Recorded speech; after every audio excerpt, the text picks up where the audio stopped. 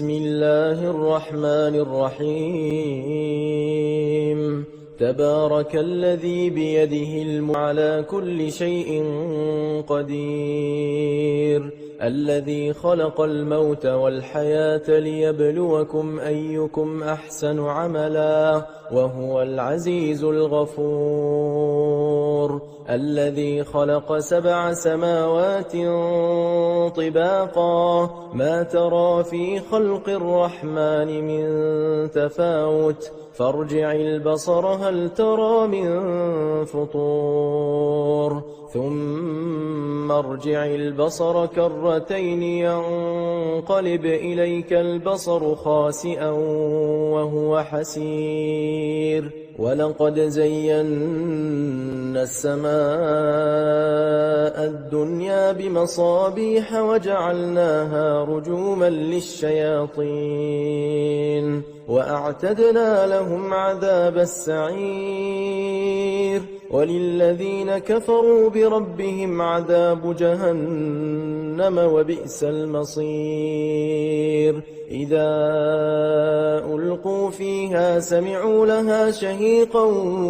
وهي تفور تكاد تميز من الغيظ كلما ألقي فيها فوج سألهم خزنتها ألم يأتكم نذير قالوا بلى قد جاءنا نذير فكذبنا وقلنا ما نزل الله من شيء إن أنتم إلا في ضلال كبير وقالوا لو كنا نسمع أو نعقل ما كنا في أصحاب السعير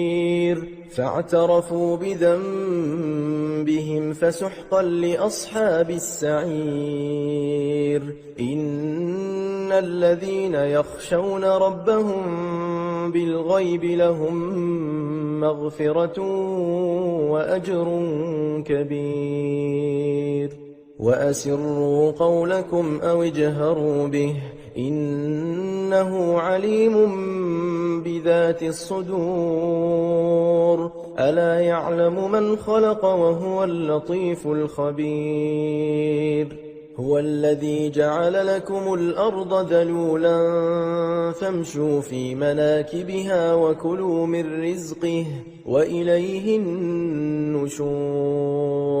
أأمنتم من في السماء أن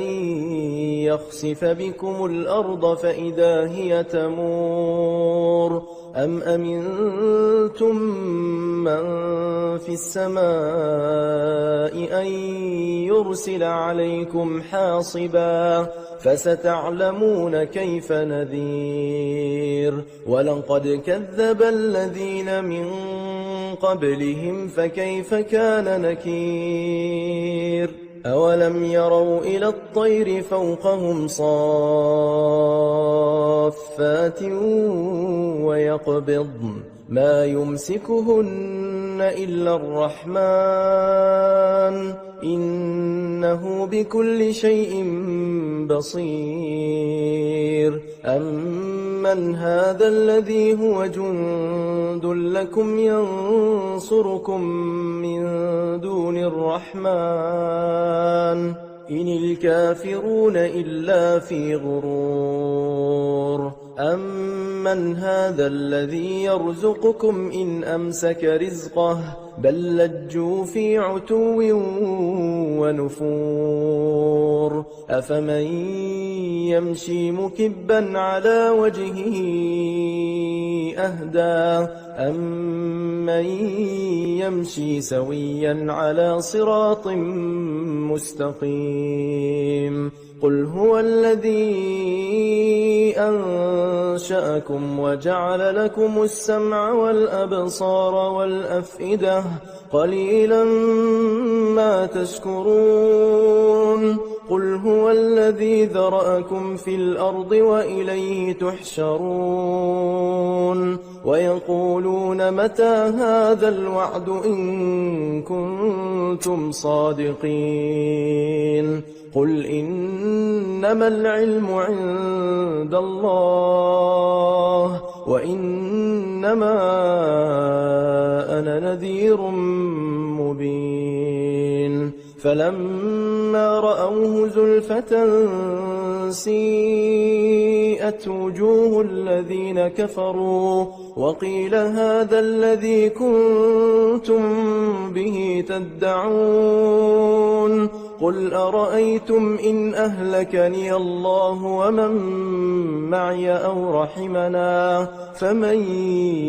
يجير الكافرين من عذاب أليم قل هو الرحمن آمنا به وعليه توكلنا فستعلمون من هو في ضلال مبين قل أرأيتم إن أصبح ماؤكم